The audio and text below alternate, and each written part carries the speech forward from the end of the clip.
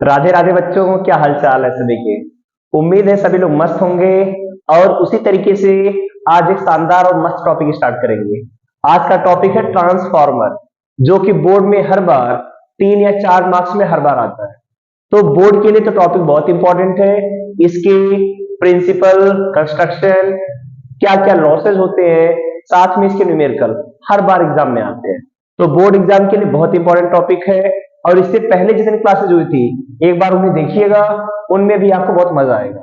तो चलिए आज स्टार्ट करते हैं ट्रांसफार्मर टॉपिक। ट्रांसफार्मर को आप डिटेल में समझेंगे। ट्रांसफार्मर होता क्या है, क्या कंस्ट्रक्शन है, क्या वर्किंग है, कैसे इसका फॉर्मूला बनता है, फिर जाके कैसे न्यूमेरिकल होते हैं। तो चलिए स्टार्ट करते हैं फिर। टॉपिक का नाम है आज ट्रांसफार्मर, कि ट्रांसफार्मर क्या होता है। तो देखिए, सबसे पहले जब आपसे कहा जाए ट्रांसफार्मर, तो ट्रांसफार्मर एक ऐसी डिवाइस है जो कि काम करेगी म्यूचुअल इंडक्शन के प्रिंसिपल पे। अब म्यूचुअल इंडक्शन पढ़ा था कि म्यूचुअल इंडक्शन में दो कॉइल होती है, तो पूरी दो कॉइल से यहां पर काम होगा। तो ट्रांसफार्मर क्या होती है? ट्रांसफार्मर इज अ डिवाइस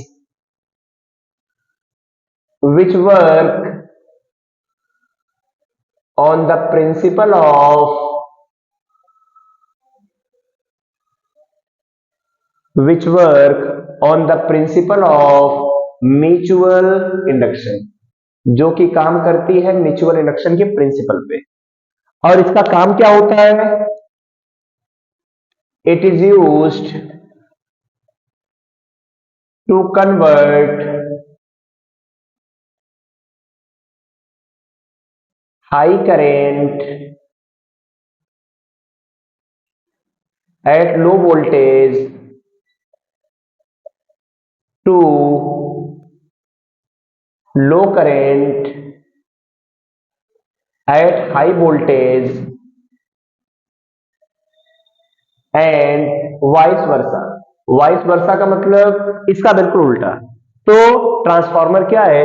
एक ऐसी डिवाइस जो कि म्यूचुअल इंडक्शन पे काम करती है, जिसका काम होता है जो करंट हाई है किस वोल्टेज पे? लो वोल्टेज पे। अब इसका मतलब समझा रहे हैं कि अगर हाई करंट है तो लो वोल्टेज से होगा। टू इसका उल्टा, लो करंट एट हाई वोल्टेज, या फिर इसका वाइस वर्सा। वाइस वर्सा का मतलब अगर लो करंट एट हाई वोल्टेज है तो वहां से high current at low voltage में भी कन्वर्ट करेगा। तो दोनों काम ट्रांसफार्मर से हो जाते हैं। अगर ए लो वोल्टेज से हाई वोल्टेज में या हाई वोल्टेज से लो वोल्टेज कन्वर्ट करना है, फिर भी ट्रांसफार्मर बराबर काम करेगा। तो यही से हम समझते हैं कि ये हाई वोल्टेज तो फिर लो करंट क्यों है। तो देखिए, जब ट्रांसफार्मर पावर स्टेशन से पावर भेजी जाती है, तो पावर भेजते टाइम इस चीज का ध्यान रखते हैं कि पावर हमारे पास क्या हो? कांस्टेंट। ट्रांसफार्मर से जब पावर की सप्लाई होगी तो पावर हमेशा क्या होगा? कांस्टेंट। अब पावर हमने पढ़ा था, पावर होता है V इंटू आई, तो V इंटू आई भी कांस्टेंट होगा। अब देखिए यहां पर V इंटू आई का मल्टीपल कांस्टेंट है, मतलब अगर वोल्टेज बढ़ेगा तो करंट कम होगी, क्योंकि दोनों का प्रोडक्ट कांस्टेंट आ रहा है। तो एक ज्यादा होगा तो दूसरा कम, मतलब वोल्टेज बढ़ा तो करंट कम हो गई, या करंट बढ़ा तो वोल्टेज कम हो जाएगी। या इसका उल्टा हो सकता है कि वोल्टेज कम हो तो करंट की वैल्यू क्या होगी? बढ़ जाएगी। इसीलिए हमेशा लिखते हैं हाई करंट तो लो वोल्टेज, या लो करंट तो हाई वोल्टेज। अब यही से हम समझते हैं ट्रांसफार्मर के टाइप क्या है। अब देखिए, अगर हाई वोल्टेज हो रहा है, लो से हाई वोल्टेज, तो उसे बोलते हैं स्टेप अप। और अगर हाई वोल्टेज से लो वोल्टेज हो तो उसे ट्रांसफार्मर का नाम होता है स्टेप डाउन। तो पहले यहां तक नोट करिए, फिर स्टार्ट करते हैं टाइप्स ऑफ ट्रांसफार्मर, कि ट्रांसफार्मर के कितने टाइप्स होते हैं। Types of transformer. तो देखिए, जो ट्रांसफार्मर है इसके दो टाइप्स होते हैं। एक होता है स्टेप अप और एक दूसरा होता है स्टेप डाउन। अब स्टेप अप याद करने का क्या तरीका है? ऐसा ट्रांसफार्मर जो लो वोल्टेज को हाई वोल्टेज में कन्वर्ट करे। जो लो वोल्टेज से हाई वोल्टेज, उसी ट्रांसफार्मर का नाम होता है स्टेप अप।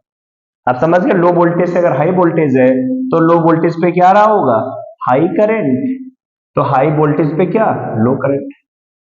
तो ऐसा बोल सकते हैं कि ऐसा ट्रांसफॉर्मर जो लो वोल्टेज से हाई वोल्टेज या हाई करंट से लो करंट में कन्वर्ट करे, उसी ट्रांसफॉर्मर का नाम होगा स्टेप अप। याद रहेगा। फिर समझते हैं स्टेप डाउन, इसका उल्टा। स्टेप डाउन में क्या होगा? ऐसा ट्रांसफॉर्मर जो डाउन, डाउन का मतलब हाई वोल्टेज से लो वोल्टेज में या फिर लो करंट से हाई करंट में कन्वर्ट करे, उसी ट्रांसफार्मर का नाम होगा स्टेप डाउन। तो स्टेप डाउन क्या है? जो हाई वोल्टेज से लो वोल्टेज या लो करंट से हाई करंट, वो स्टेप डाउन। याद कैसे रखना? स्टेप डाउन, डाउन तो वोल्टेज, हाई वोल्टेज से लो वोल्टेज तो step down. Step up, up का मतलब ज्यादा, तो जो लो से हाई करे स्टेप अप। याद हो जाएगा। ये थे ट्रांसफार्मर के दो टाइप। अब देखिए इनका यूज कहां कहां पे होता है। जो स्टेप अप ट्रांसफार्मर है, जब पावर हाउस से पावर भेजते हैं, अब पावर हाउस से पावर की सप्लाई करनी है, तो देखिए पावर में होंगी दो चीजें, वोल्टेज इनटू करंट। अब करंट फ्लो करती है वायर में। अब अगर दूर से हमें पावर भेजनी है और अगर ज्यादा करंट होगी उसमें, तो वायर ज्यादा गर्म होगा। वायर ज्यादा गर्म होगा तो उससे इलेक्ट्रिक एनर्जी का ज्यादा लॉस होगा। तो जब पावर हाउस से पावर भेजी जाती है, तो वहां पर वो करंट को कम कर देते हैं। करंट को कम करने के लिए वोल्टेज ज्यादा करना पड़ता है। अब अगर वोल्टेज को ज्यादा करेंगे तो कौन सा ट्रांसफार्मर होगा? Step up. तो पावर हाउस पे हमेशा स्टेप अप ट्रांसफार्मर का यूज करके पहले वो करंट को कम करते हैं, फिर उस करंट को भेज देते हैं वायर के थ्रू। फिर वायर के थ्रू करंट आती है, जैसे हमारी सोसाइटी में या हमारे घरों के पास आती है, तो वहां पर एक ट्रांसफार्मर और लगा रहता है। जब उसके पास करंट आएगी, अब जैसी हमारी सोसाइटी में आई, तो फिर हमें रिक्वायरमेंट क्या है कि हमें ज्यादा करंट मिले। अब ज्यादा करंट अगर करना है तो वोल्टेज को लो करना पड़ेगा। तो इसीलिए सोसाइटी में या घर के बाहर जो ट्रांसफार्मर होते हैं, वो ज्यादा करंट देते हैं तो वोल्टेज कम होगा, तो उन्हीं का नाम होता है स्टेप डाउन। तो पावर हाउस पे स्टेप अप ट्रांसफार्मर, फिर जैसे सोसाइटी में या घरों के पास आया तो फिर स्टेप डाउन ट्रांसफार्मर। क्यों? क्योंकि हमें करंट ज्यादा चाहिए। और पढ़ा है कि सभी ने, जैसे सोसाइटी में ट्रांसफार्मर होते हैं 11,000 वोल्ट, और आगे पावर हाउसेस पे जाए तो 22,000, 44,000, 44,000, इतने हाई वोल्टेज के ट्रांसफार्मर होते हैं। अब सोचिए एक चीज, हमारे जो घरों की नॉर्मल सप्लाई है, जो इंडियन स्टैंडर्ड है, घरों में सभी डिवाइसेज होती है 220 वोल्ट, और फ्रीक्वेंसी कितनी होती है? 50 हर्ट्ज। अब पावर हाउस या फिर जो सोसाइटी बड़े बड़े ट्रांसफार्मर है, अब वो 11,000 पे क्या घर पे सप्लाई हो सकती है? 11,000 पे होगी तो घरों में जितने डिवाइसेज है सबकी सब खराब हो जाएंगी। तो उन्हें स्टेप डाउन ट्रांसफार्मर से हम क्या करेंगे? 11,000 से 220 वोल्टेज पे लाएंगे। यहाँ करंट कम होगी, करंट को ज्यादा करेंगे। घर में रिक्वायरमेंट यही तो है कि करंट ज्यादा से ज्यादा, तो ज्यादा करंट मिलेगी, वोल्टेज इस तरीके से सेटअप होता है 220 वोल्ट पे आ जाए, तो घरों में सभी डिवाइसेस बराबर काम करती है। तो इस तरीके से पावर की सप्लाई होती है, पावर हाउस से स्टेप अप से, फिर घरों के पास स्टेप डाउन। समझ में आ गया? ये है पावर ट्रांसमिशन की चेन, कि पावर ट्रांसमिशन किस तरीके से होता है। अब अगर इसके बारे में समझ में आ गया पावर हाउस का ट्रांसमिशन, फिर हमें अब सीखना है कि ट्रांसफार्मर का कंस्ट्रक्शन क्या होता है, कैसे ट्रांसफार्मर बनता है, फिर उसकी वर्किंग के बारे में।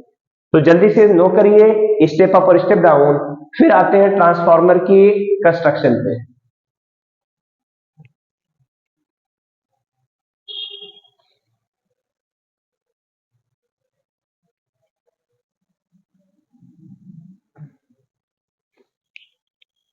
अब आएंगे सभी कंस्ट्रक्शन ऑफ ट्रांसफार्मर।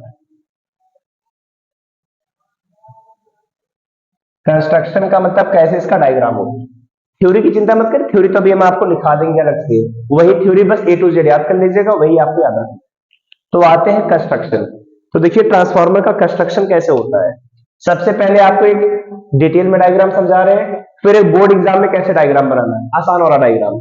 तो देखिए सबसे पहले जो डायग्राम सीखते हैं, ट्रांसफार्मर का जो सेंटर पार्ट होता है, जिसे हम बोलते हैं कोर, जो बना होता है सॉफ्ट आयरन की लैमिनेटेड कोर से।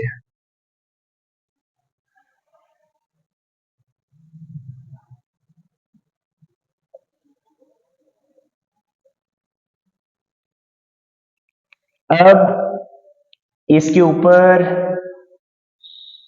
वाइंडिंग होती है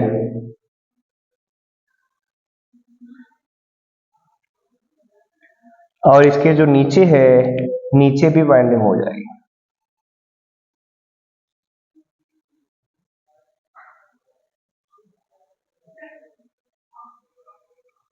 अब इनपुट हम ऊपर से देते हैं, तो ऊपर वाले पार्ट से हम इनपुट की सप्लाई करेंगे एसी की,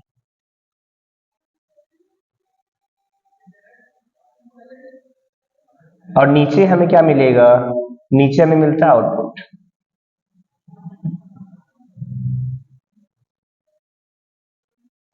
ये यहां मिलेगा आउटपुट, इधर से देंगे हम इनपुट, ये हमारा आउटपुट। ये जो सामने है इसको बोलते हैं प्राइमरी, ये जो इधर वाली कॉइल है इन्हें बोलते हैं सेकेंडरी कॉइल, और ये जो बीच में कोर लगी है इस कोर का नाम होता है सॉफ्ट आयरन लैमिनेटेड कोर। अब जो इसके अंदर का मटेरियल है सॉफ्ट आयरन लैमिनेटेड कोर का, ये बना होगा सॉफ्ट आयरन। अब सॉफ्ट आयरन क्यों यूज करते हैं, ताकि लैमिनेटेड कोर, ताकि इसके अंदर एडीज का फॉर्मेशन ना हो। अभी एडीज का क्या मतलब होता है कि जैसे करंट आ रही है, अब अगर सिंगल लेयर होगी तो पूरी की पूरी करंट यहाँ एडीज बनाने लगती है, तो उसकी जगह पर प्लेट्स का यूज करते हैं। लैमिनेटेड कोर होती है जिससे इसके अंदर एडीज नहीं बनती। अब ये जो ऊपर प्राइमरी कॉइल है इसमें जो ये वायर लगे होते हैं इनका मटेरियल होता है कॉपर। एक कॉपर के वायर्स होंगे इंसुलेटेड कॉपर, इस तरीके कॉपर थिक इंसुलेटेड वायर होगा। अब ध्यान से देखिए, थिक का मतलब इनमें और इनमें थोड़ा डिफरेंस होना चाहिए, तो डिफरेंस के लिए ऊपर वाले को हम थोड़ा सा थिक कर लेते हैं।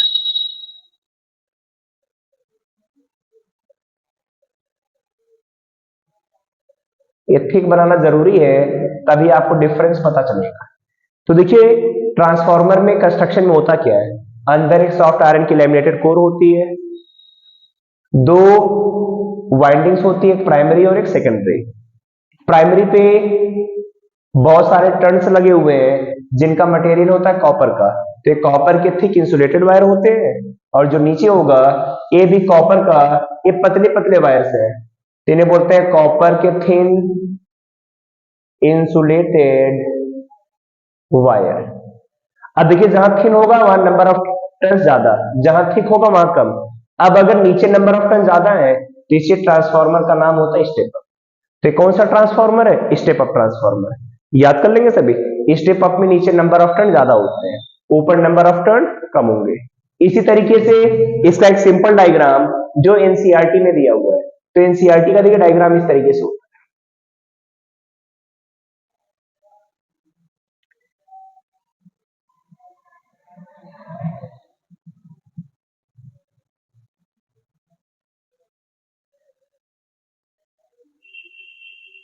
एनसीईआरटी का डायग्राम है, ऊपर लगी हुई है सभी प्राइमरी, नीचे क्या है सेकेंडरी। ऊपर से हम इनपुट देंगे और नीचे हमें क्या मिलेगा आउटपुट, और ये बीच में सॉफ्ट आयरन की लैमिनेटेड कोर होती है। ये इसका नॉर्मल डायग्राम है जो आप बोर्ड एग्जाम में बना सकते हैं। डिटेल में समझाना तो डायग्राम बनाइए, नॉर्मल काम चल जाएगा आपका बोर्ड में इससे भी। अब देखिए इधर इनपुट एक प्राइमरी है, तो यहां पे नंबर ऑफ टर्न्स कम है, तो इसे हमें क्या करना पड़ेगा थिक।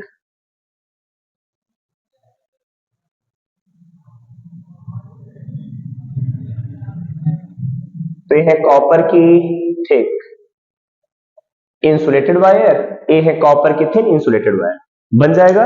अब ये बताइए नीचे नंबर ऑफ टर्न ज्यादा है तो स्टेप अप, और स्टेप डाउन बनाना है तो डाउन के लिए क्या करेंगे, डाउन के लिए जैसे इसका उल्टा, ऊपर नंबर ऑफ टर्न्स ज्यादा कर देंगे, फिर नीचे कोर, और नीचे नंबर ऑफ टर्न्स कम। अब इनपुट यहां पे मिलेगा और दूसरे पर आउटपुट, सेम वही कॉपर के थिक यहाँ पे थिन। अब नीचे नंबर ऑफ टर्न कम है, तो नीचे नंबर ऑफ टर्न कम है तो ट्रांसफार्मर बन जाएगी स्टेप डाउन। बोर्ड एग्जाम में तीनों नहीं बनाना है, आपसे पूछेगा draw the construction of step up, तो ये वाला या फिर ये वाला। स्टेप डाउन पूछे तो ए वाला, या फिर डाउन में नीचे नंबर ऑफ टर्न्स कम कर देंगे, ऊपर ज्यादा कर दें तो स्टेप डाउन बन जाएगा। ये होता है इसका कंस्ट्रक्शन।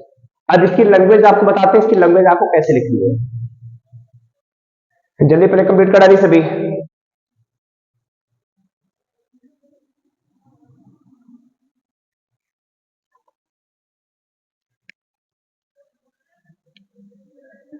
तो चलिए देखिए बच्चों, अभी हमें जाना ट्रांसफार्मर के कंस्ट्रक्शन में, बट अब बोर्ड एग्जाम में लिखना कैसे है।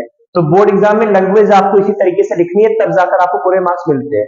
तो देखिए ट्रांसफार्मर की कंस्ट्रक्शन में क्या है, ये simple transformer consist of two coils, एक प्राइमरी कॉइल है और दूसरी कौन सी कॉइल है, secondary coil, which are bounded on a common soft iron laminated core. और एक सॉफ्ट आयरन की लैमिनेटेड कोर पर क्या बाउंडेड, एक तरीके से पूरे फंसे हुए बाउंडेड होते हैं। एक one of the two coils has smaller number of thick insulated copper wire, और दोनों कॉइल में से एक के पास थिक मोटी कॉपर की इंसुलेटेड वायर होती है, और दूसरे वाली कॉइल में अदर है smaller number of thin insulated copper wire, और दूसरे वाले में पतली सी इंसुलेटेड कॉपर वायर होती है। अब स्टेप अप में क्या याद रखना है कि नीचे नंबर ऑफ टर्न ज्यादा होंगे, स्टेप डाउन में नंबर ऑफ टर्न कम हो जाते हैं। तो कंस्ट्रक्शन लिख लेंगे, सेम यही लैंग्वेज आपको लिखनी है। अब कंस्ट्रक्शन के बाद में बात आती है थ्योरी की या वर्किंग की। वर्किंग तो अभी हम आपको समझा दे रहे हैं पूरी, बट बोर्ड एग्जाम में लिखेंगे कैसे। तो लिखने की लैंग्वेज हमने आपको जो सिंपल लैंग्वेज बताई है, यही लैंग्वेज आपको लिखना पड़ेगा। तो देखिए आते थ्योरी में, तो थ्योरी में देखिए जो हमारा इनपुट है, इनपुट हमेशा कनेक्टेड होगा एसी सोर्स से। तो लिखा है AC source is always connected to the primary coil, तो एसी सोर्स हमेशा प्राइमरी कॉइल से कनेक्टेड होगा। फिर when AC flow through the primary coil there in E cycle, अब एसी में पढ़ा है कि एसी में होती हैं दो साइकिल्स, एक पॉजिटिव और नेगेटिव। तो वही एक पॉजिटिव साइकिल में ये जो कोर है मैग्नेटाइज होगी, तो निगेटिव वाले में क्या होगी, डीमैग्नेटाइज। तो मैग्नेटिक फील्ड एक बार बढ़ेगा फिर कम हो जाएगा। अब मैग्नेटिक फील्ड में चेंज आएगा, तो पढ़ा है फाई इक्वल टू बी ए, जैसे बी चेंज हुआ तो फाई चेंज होगा। अब फाई मतलब फ्लक्स चेंज हुआ, जैसे फ्लक्स चेंज हुआ इसका, तो यही वाली कॉइल दूसरे वाले से कनेक्टेड है। अब दूसरे में भी फ्लक्स चेंज होगा, तो इसकी वजह से कॉइल में क्या जनरेट होगा, इंड्यूस ईएमएफ। अब वही इंड्यूस ईएमएफ हमें निकालने का तरीका सीखना है। तो देखिए लैंग्वेज क्या लिखेंगे, AC source is always connected to the primary coil, when AC flows through the primary coil, then in each cycle of current the core is magnetized once in one direction, तो जो core है एक बार magnetize होगी and once in the opposite direction, तो एक बार positive में और दूसरी एक बार अपोजिट डायरेक्शन में। Hence an alternating flux is produced in the core, तो ये जो कोर है इसमें आ जाएगा flux. Since the secondary coil, जो दूसरी वाली कॉइल है ए बी से कनेक्टेड है, तो since the secondary coil also connected to the same core, so the magnetic flux passing through it changes continuously due to repeated magnetization and demagnetization. अब एक core इससे कनेक्टेड है, तो जब एक बार ये मैग्नेटाइज हो रही है एक बार डीमैग्नेटाइज, तो इसकी वजह से फ्लक्स में चेंज आएगा। तो वही लिखा है कि मैग्नेटाइजेशन और डीमैग्नेटाइजेशन से फ्लक्स में चेंज आ रहा है। देयरफॉर बाय म्यूचुअल इंडक्शन, पहले वाले में ईएमएफ का चेंज हुआ, तो म्यूचुअल इंडक्शन से दूसरी वाली कॉइल में भी क्या होगा, इंड्यूस ईएमएफ आ जाएगा। अब वही इंड्यूस ईएमएफ हमें निकालना। तो वर्किंग समझ में आई। वर्किंग आपको एग्जाम में लिखने के लिए आएगी, तो लैंग्वेज आपको इसी तरीके से लिखना पड़ेगा, सिर्फ वहां पे डायग्राम बना के नहीं आना, वहां पे इस चीज को पूरा एक्सप्लेन भी करना है। तो पहले बार इसे नोट कर लीजिए, फिर आते इसके डेरिवेशन पे, फिर न्यूमेरिकल्स पे। तो नोट करिए जल्दी सभी से।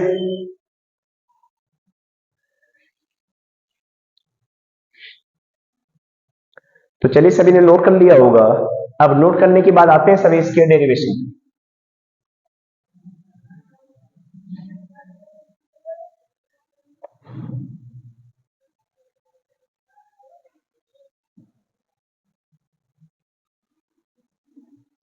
आप सभी से डेराइव करेंगे derivation of transformer formula, derivation of transformer formula, कि ट्रांसफॉर्मर का जो फॉर्मूला होता है उसका डेरिवेशन कैसे करते हैं, डेराइव कैसे होता है। तो देखिए अब लैंग्वेज यहां पर भी लिखनी पड़ेगी। ट्रांसफॉर्मर का फॉर्मूला बता देते हैं, ये होता है NS by NP VS by VP that is IP by IS equal to R। अब इसी फॉर्मूले को हम डेराइव करेंगे। तो देखिए हम क्या लेट करते हैं, let us consider the number of turn in the primary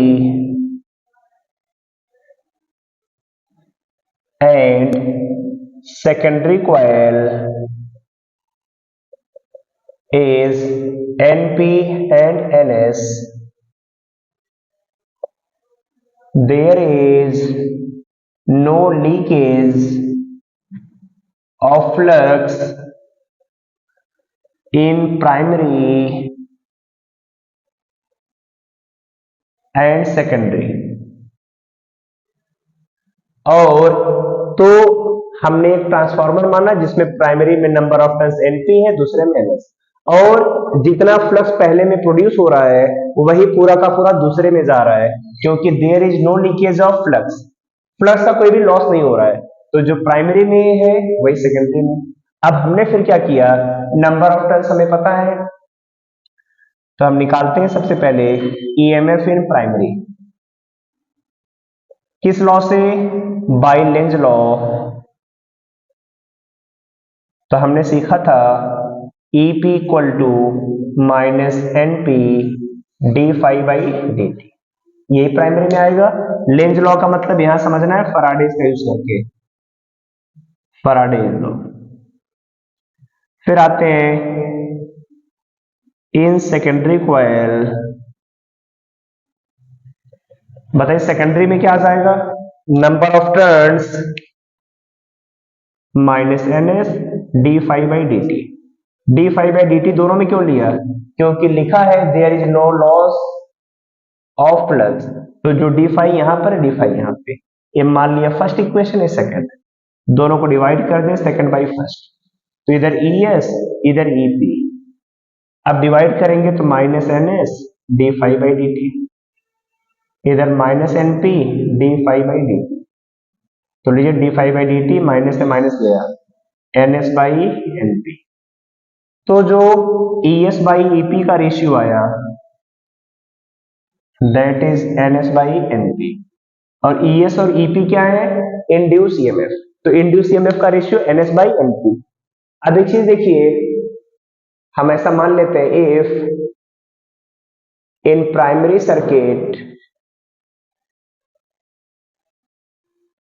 if in primary circuit there is no internal resistance, कि जो प्राइमरी सर्किट है उसमें कोई इंटरनल रेजिस्टेंस नहीं है।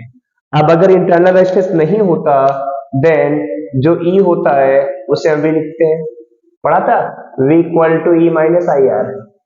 अब अगर R की वैल्यू 0 हो जाए तो V और E दोनों की वैल्यू सेम, जो V होगा वही होगा, तो E और V सेम, तो क्या एक्सप्रेशन आ जाएगा, ES बाई VP का VS by VP NS by NP। कोई दिक्कत इसमें, A आ गया पहला टाइम। फिर हम मान के चलते हैं कि ट्रांसफार्मर में कोई पावर लॉस नहीं है, if there is no loss in power, तो P प्राइमरी पे जो आएगा वही सेकेंडरी पे होगा, जो प्राइमरी पे पावर आई वही सेकेंडरी पर गई। तो देखिए power primary equal to power secondary, power का फॉर्मूला VP/IP और सेकेंडरी पे VS/IS, और प्राइमरी पे VP/IP VS/IS। अब देखिए यहां से VS बाई VP निकाल लेते हैं, तो VP नीचे जाएगा तो इधर आएगा IP/IS, तो VS बाई VP की वैल्यू IP/IS। तो क्या फॉर्मूला हमारे पास बना, NS बाई NP देखिए इधर NS by NP, that is VS by VP, that is IP by IS। यही आ गया ट्रांसफार्मर फॉर्मूला। एग्जाम में आ जाए डेराइव करने के लिए, यही डेराइव करना। आसान डेरिवेशन है, मजे से देखिए, मजे से नोट करिए। तो जल्दी नोट करिए, फिर समझाते इस आर का मतलब क्या था यहाँ पे।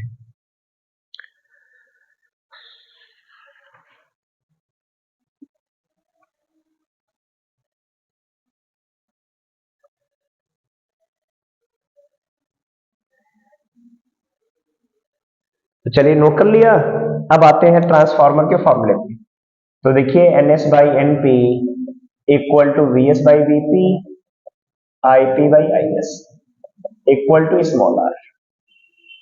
ए स्मॉल आर एक रेशियो है जिसे हम बोलते हैं ट्रांसफॉर्मेशन रेशियो, जिससे डिसाइड होगा कि ट्रांसफॉर्मर स्टेप अप है या स्टेप डाउन।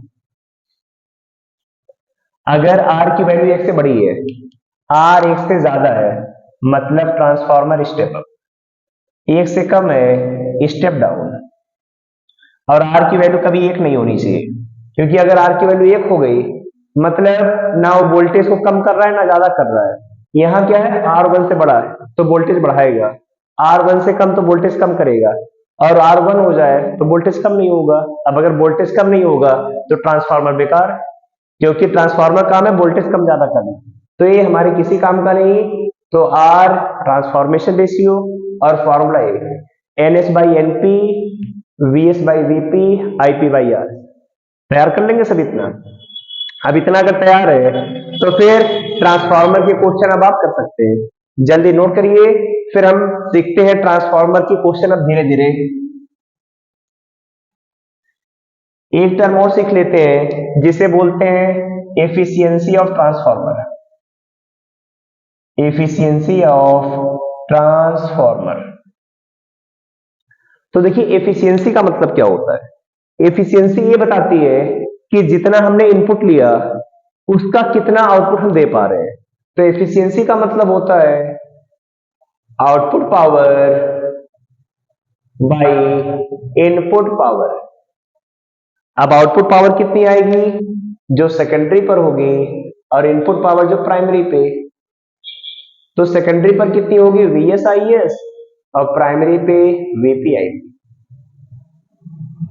तो ईटा VSIS बाई VPIP हो जाएगा। ए एफिशिएंसी का तरीका। और कभी क्वेश्चन में आ जाए आइडियल ट्रांसफार्मर, तो याद रखिए आइडियल ट्रांसफार्मर की एफिशिएंसी होती है 100%। ऐसा ट्रांसफार्मर जो 100 की 100% को कन्वर्ट कर दे उसी को बोलते हैं आइडियल ट्रांसफार्मर। जल्दी नोट करिए। फिर एक टॉपिक और बचता है लॉसेज इन द ट्रांसफार्मर। इस बार बोर्ड में आया था what are the losses in transformer. Transformer में कितने टाइप के लॉसेज होते हैं। तो बेसिकली 4 टाइप के लॉसेज हम सीखते हैं। एक होता है copper losses, flux losses, eddy current losses, और हिस्टैरिसीस लॉसेज। यही कंप्लीट करिए फिर तो बस न्यूमेरिकल है। तो जल्दी ये वाला नोट करिए, फिर स्टार्ट करते हैं लॉसेज इन ट्रांसफार्मर।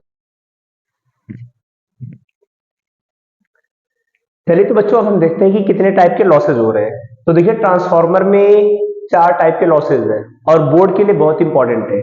एग्जाम में हर बार आते हैं, कोई क्वेश्चन ट्रांसफार्मर का आएगा तो पूछेगा कि कौन कौन से कॉजेज हैं जिनमें से ट्रांसफार्मर में लॉस होता है। इस बार बोर्ड 2024 में भी यही क्वेश्चन आया था, इससे सैंपल पेपर आया, सैंपल पेपर में भी ये क्वेश्चन है। तो देखिए पहला लॉस कौन सा है, कॉपर लॉस। अब कॉपर लॉस क्यों होता है, क्योंकि जो हमारी प्राइमरी और सेकेंडरी कॉइल है किसकी बनी है, कॉपर की। तो देखिए होता क्या है, as AC flows through the primary and secondary, heat is developed inside the copper turns। तो जैसे प्राइमरी और सेकेंडरी में हीट फ्लो करेगी, कॉपर कंडक्टर है तो उसके अंदर हीट कुछ जनरेट होगी, वही जो हीट जनरेट होती है उसी वेस्टेज को बोला जाता है कॉपर लॉस। तो कॉपर में जो लॉस हो जिससे कॉइल बनी होती है उसी का नाम है कॉपर लॉस। दूसरे का नाम है फ्लक्स लॉसेस। फ्लक्स, अब ये प्राइमरी है नीचे सेकेंडरी, अब ऊपर प्राइमरी है नीचे सेकेंडरी, अब दोनों को कनेक्शन हमने किससे किया है, कोर से।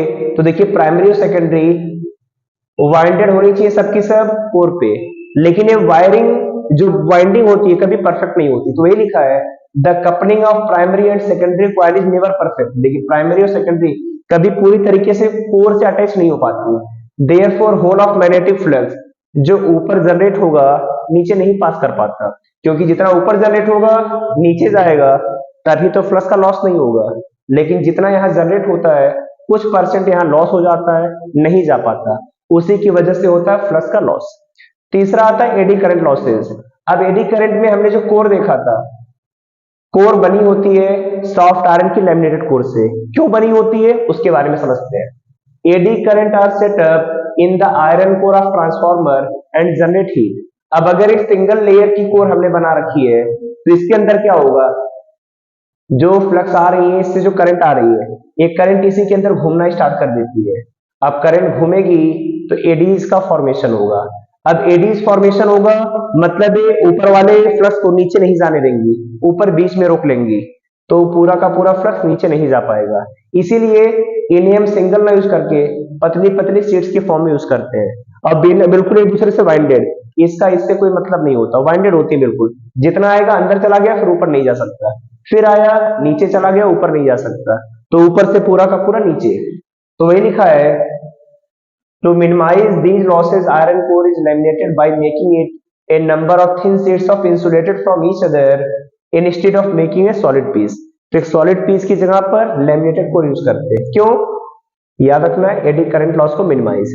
और एक आता है हिस्टैरिसीस लॉस, ये तो पहले सिलेबस में था चैप्टर 5 में, अब कट गया है थोड़ा सा। देखिए हर एसी की साइकिल में कोर एक बार मैग्नेटाइज होती है फिर डीमैग्नेटाइज, तो उसी मैग्नेटाइजेशन और डीमैग्नेटाइजेशन में जो एनर्जी का लॉस होता है उसी को बोलते हैं हिस्टैरिसीस लॉस। लिखा है during each cycle of AC the core is taken through a complete cycle of magnetisation, the energy expended in this process is finally converted into heat and wasted. तो यहाँ पे जो एनर्जी का loss होगा वही hysteresis. अब इसे आप पूरा एग्जैक्ट ऐसे ही नो करिए और ये आपको लर्न करना है ताकि बोर्ड एग्जाम में आए तो आप इसे लिख पाए। इसे नो करिए, फिर ट्रांसफार्मर आपका खत्म हो गया। अब आप ट्रांसफार्मर का कोई क्वेश्चन आ जाए तो कर सकते हैं, अब क्वेश्चन ही कराएंगे आप सभी को, तो नोट करेंगे। तो ये अपनी सीट से है, सीट में देखिए क्वेश्चन बहुत सारे दिए हैं, 25 से लेकर 26 से लेकर 31 तक, सब के सब ट्रांसफार्मर के क्वेश्चन।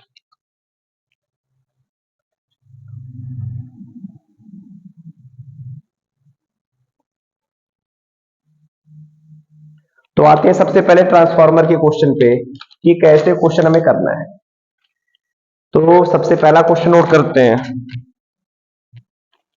सबसे पहला क्वेश्चन है a transformer has 500 turns, has 500 turns in primary and 1000 turns in secondary. The primary voltage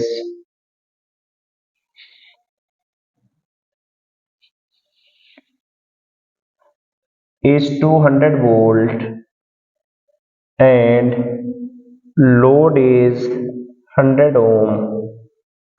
Calculate current in primary assuming it a ideal transformer। इसे आइडियल ट्रांसफार्मर मानते हुए इसे डिराइव करें। तो देखिए क्या करेंगे, सबसे पहले आपको क्या दिया है, प्राइमरी में नंबर ऑफ टर्न्स कितने हैं 500, सेकेंडरी में कितने हैं 100, प्राइमरी वोल्टेज है वीपी 200 वोल्ट, और लोड का मतलब आर, और लोड हमेशा याद रखिए सेकेंडरी से कनेक्टेड होता है। लोड दिया मतलब लोड सेकेंडरी से, करंट इन द प्राइमरी निकालना है एज्यूमिंग इन आइडियल ट्रांसफार्मर। तो देखिए काम कर सकते हैं हम, एनपी एनएस और वीपी दिया है, तो NS by NP VS by VP. NS है 1000 और एनपी दिया है 500, वीएस नहीं पता वीपी 200, तो 500 से 2 बार गया Vs आ जाएगा 400 वोल्ट, मतलब सेकेंडरी वोल्टेज तो हमारे पास 400। फिर देखिए आइए लोड, लोड हमें पता है तो क्या करंट निकल जाएगी, Is equal to V S by R. 400 और आर की वैल्यू है 100, काट दिया 4 एम्पियर। अब तरीका है V S by V P equal to I P by I S. Current हमेशा उल्टी, तो V S 400, V P 200, I P और आई एस की वैल्यू है 4, तो 2 और आई पी की वैल्यू कितनी आ गई, 8 एम्पियर। तो देखिए करंट हमारी प्राइमरी में कितनी आ गई, 8 एम्पियर। इसे नोट करा ली सभी। अब एक और वीडियो आपके लिए बनाएंगे जिसमें सिर्फ ट्रांसफार्मर के प्योर से प्योर क्वेश्चन, बोर्ड की सभी प्रीवियस ईयर क्वेश्चन देंगे और अच्छे अच्छे क्वेश्चन। तब तक आप अगली क्लास तक ट्रांसफार्मर का थोड़ा बड़ा वीडियो है, इसे अच्छे से पूरा कंप्लीट करिएगा। फिर मिलेंगे अगली क्लास में ऐसे शानदार कॉन्सेप्ट के साथ। तब तक मजे में रहिए, पढ़ते रहिए, मिलेंगे सभी अगली वीडियो में। तब तक के लिए बाय बाय।